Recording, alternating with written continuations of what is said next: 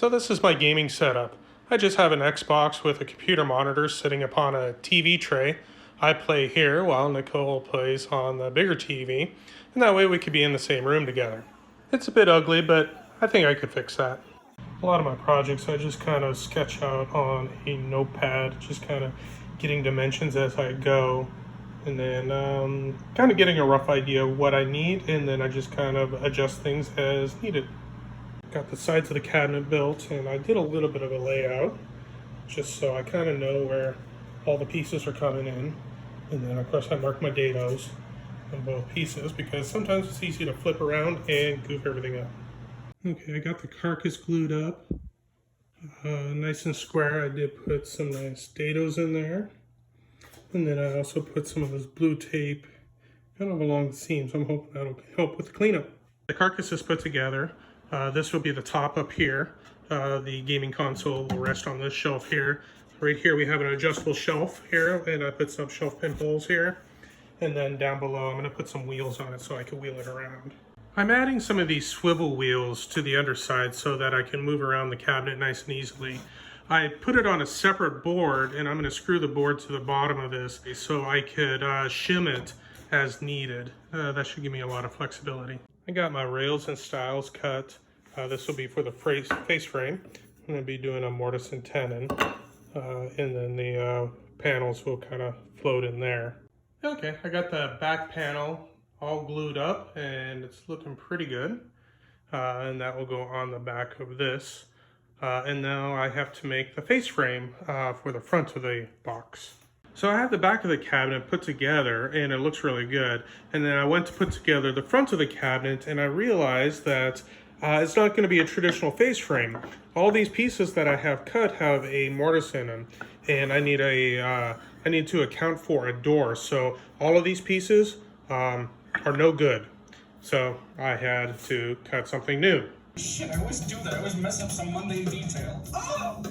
What is this rather mundane detail, Michael? So the face frame for the front is complete. I ended up using pocket holes just to make it quick and easy, and that seems to work pretty well. Okay, I got the door panel all glued up, and we'll let that dry, and it fits nicely inside this cabinet opening, so making some good progress. So I cut the legs of the face frame just to have a little bit of a taper, just to add a little bit of style. You can kind of see how that looks on this face frame here. And also over to the side, I also cut a small arch, also to add a little bit of style.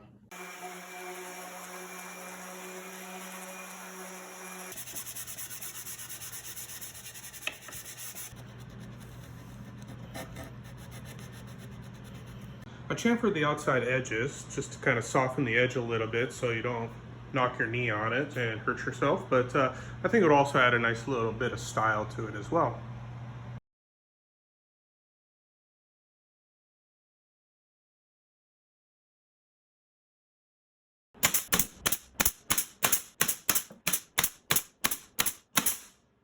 Okay, the front panel and the back panel are all glued together. I was able to put in this little shelf here, just kind of see how that looks.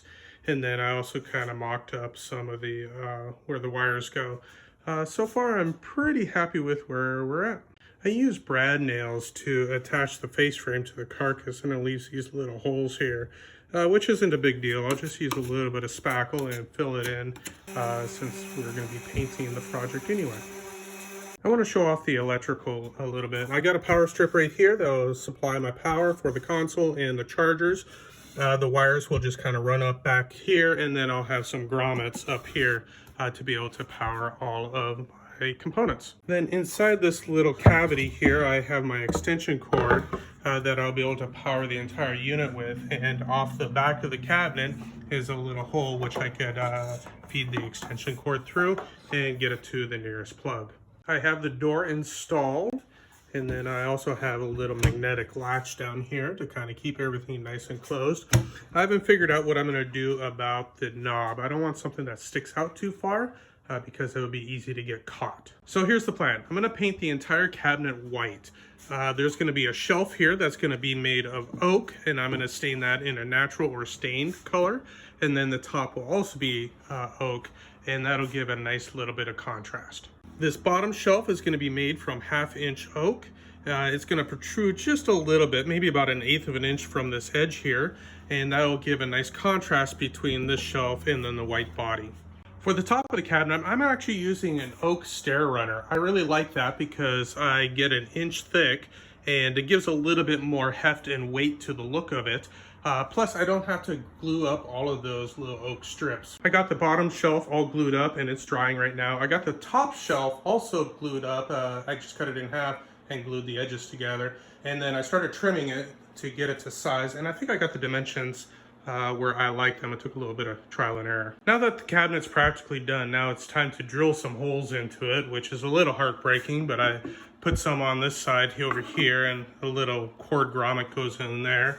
I do one over back here, and then of course I have a couple over here. A last minute addition, I'm installing this little power strip here that I could plug in my laptop, and it also has some USB ports so I could charge like my phone or my iPad. I think having a nice and easy access will actually come in quite handy. When working with solid wood, you have to account for wood movement with humidity changes. So on the carcass here, I drilled a couple of these recesses, and inside there will go these figure 8 fasteners. And these will pivot along the length here to account for that wood movement.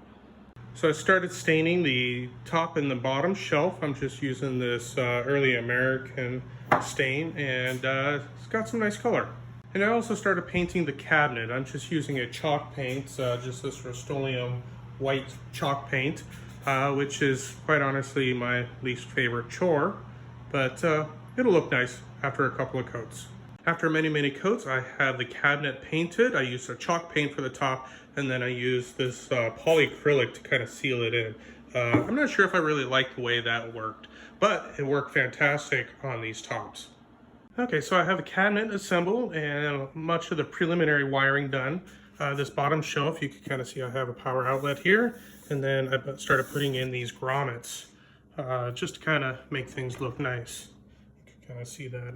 Down here I have the extension cord, and it just kind of coils up inside of a box inside of the cabinet down under here.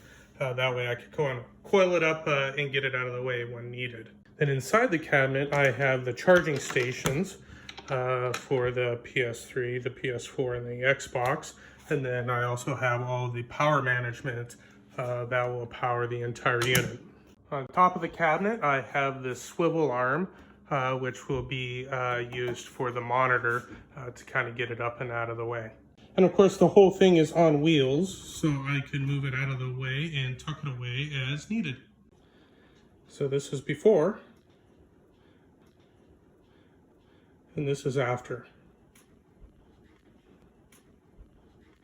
And it's easy to move. I'd say that's a pretty good improvement.